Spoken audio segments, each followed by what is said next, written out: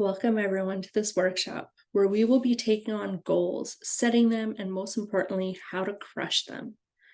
I am your mindset and wellness coach, and I used to jump on the New Year's goal setting trend like most of us come New Year's, and then I would forget about it a few weeks later. Does this sound familiar? During this workshop, we aren't talking about those kinds of goals. We're talking about the goals that light us on fire, that are created out of desire, goals that we are going to work towards achieving every day and doing it with ease. My goal throughout this workshop is to bring about some clarity when it comes to setting goals rather than resolutions. This workshop will be available to you on my YouTube channel as well as my website for you to come back to anytime you need to revisit your goals. I will be guiding you step by step throughout the creation of solid goals for 2024. But even though we're talking about them in relation to the new year, this doesn't mean that New Year's is the only time to be setting goals. I have prepared a workbook to go along with this workshop. I strongly encourage you to print it off so that you can fill it in as we go. This will ensure you get the most out of our time together. Grab your favorite pen, some highlighters or markers. We'll be doing some color coding things later on. And lastly, open up your mind so that you can be open to the information that I will be sharing with you and be ready to dream with me. I have chosen to do this workshop in two parts. I want you to have the time you need to reflect on what you truly desire and set goals that will keep you motivated until they are achieved. First, we will take a look at what differentiates goals and resolutions and establish the one that we're aiming for. And then we will take a dive into our desires.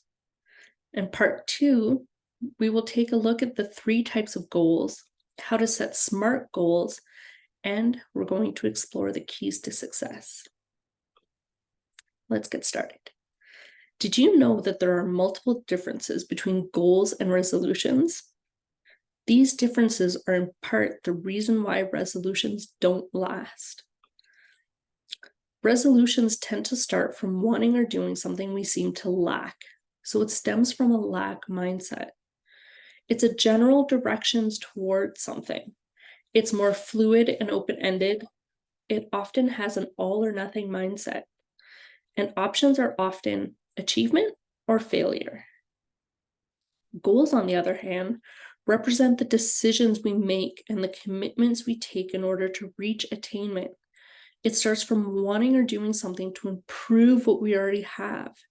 It stems from an abundance mindset. Goals keep us motivated and propelled, constantly putting us in a state of action. This means that goals are action-based. They stretch us and help us to achieve results. Goals demand more focus and clarity. They are focused on specific targets. Most people set outcome goals rather than process goals. Outcome goals are only based on results, while process goals are based on undertaking the right activities. It's the growth in the process. Goals involve a structured process to plan the various actions to achieve a specific target within a given time frame, existing situations and circumstances. Always remember, improvement, not perfection. If you don't hit your goal within the time frame you set, it doesn't mean failure. You just make changes to the plan. So in your workbook, I placed 12 statements. I encourage you to take a look and see if you can identify the goals and the resolutions. Okay, you could pause the video while you test your knowledge, but here are the 12 statements. Practice gratitude daily. Live life to the fullest. Exercise more. Pay off student loan. Go for a walk every day. Release 10 pounds. Quit smoking. Read one new book a week. Save more money. Spend more time with family. Save for the down payment for our first home. Learn a new skill. So in your workbook, go ahead and try to identify these 12 statements, whether they are goals and resolutions. And when you're ready, come on back. So let's take a look at those statements. So resolutions look like these: learn a new skill, spend more time with family, live life to the fullest, exercise more, save more money. These are all unspecific. They aim towards a general direction. Quit smoking has an all or nothing mindset. So these are all resolutions because they do not give us a clear path to achieve these resolutions, right? Spend more time with family. What does that mean? Does it mean 5 minutes? Does it mean an hour a day? Does it mean 5 hours a week? What does more time look like? It's non-specific. Live life to the fullest. What does that mean to you?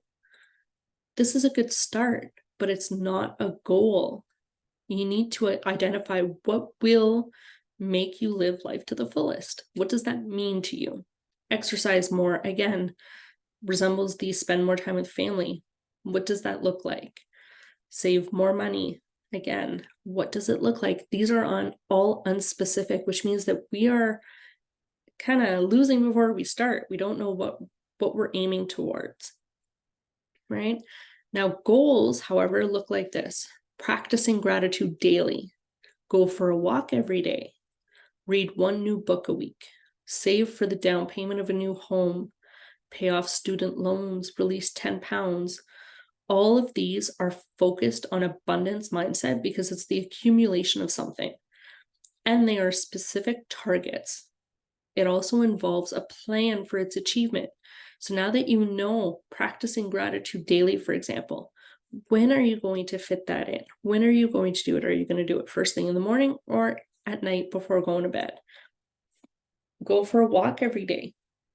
Again, you know what you're doing, you know what you're aiming for, right? Save for the down payment of a new home. This one here, you need to know what that down payment looks like so that you can work your way backwards so that you know that you're on the right path, right? So your goal has to be specific, and it has to stem from a place of desire. So if you're saying release 10 pounds, but you have no actual desire to release those 10 pounds, it'll be a struggle. It will not come with ease, right? And we want to tap into that ease because that's what makes sure that we're going to do it. So when we talk about goals, there are a few things to keep in mind. Your goals will change. As you move yourself forward, you may find yourself changing the details, becoming more clear, or even switching it up altogether. This is all okay. When I first started working on goals, it looked different within a few months. And now, 2 years later, the goal still kind of looks the same, but it's so much more clear and it's more specific. And it has evolved, right? So just know that it will change, all right? Another thing is that goals are for getting things. We get things, but it's merely a byproduct. Goals are for growing, okay? Goals enable us to draw on this marvelous power that we've got locked up within us. So I should say, goals are not just for getting things. They are for growing. It's who you become in the process of reaching those goals.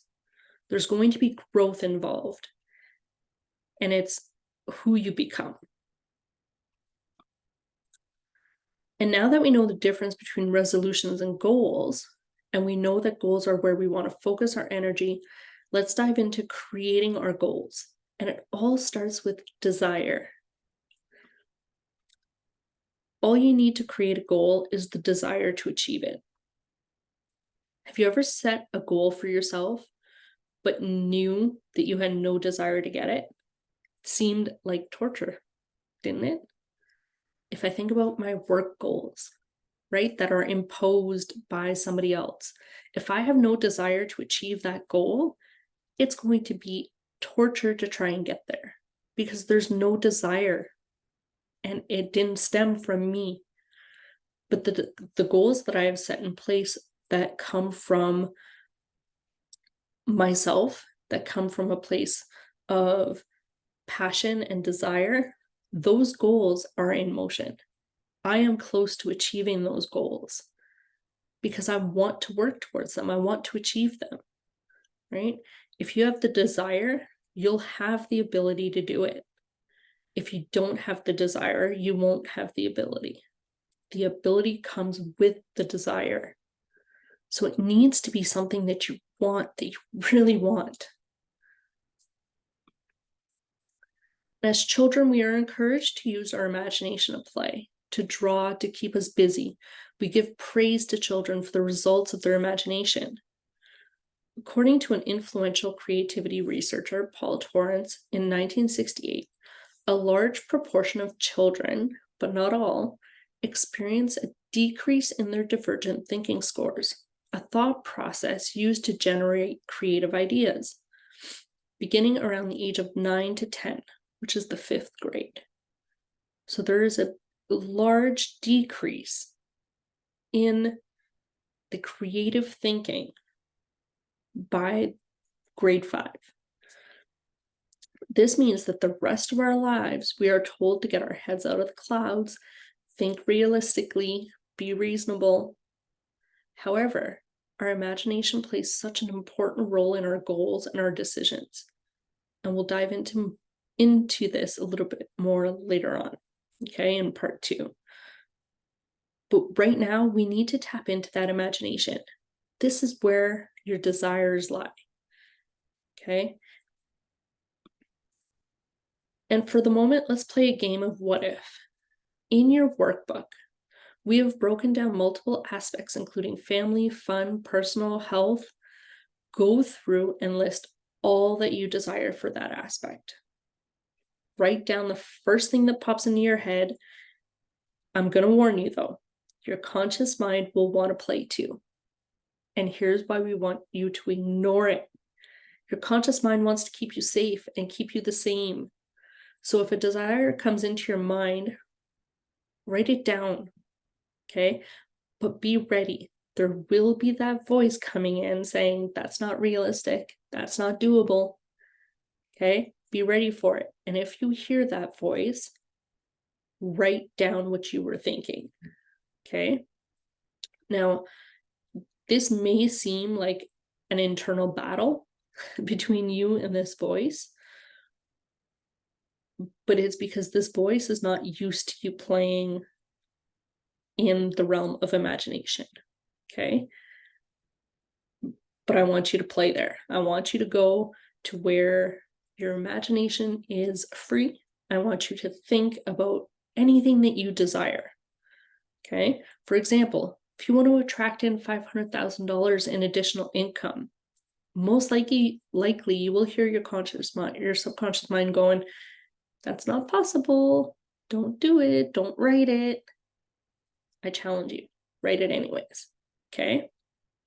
Be open, think big, use your workbook, write down your desires, and then when you're done, check in for part 2.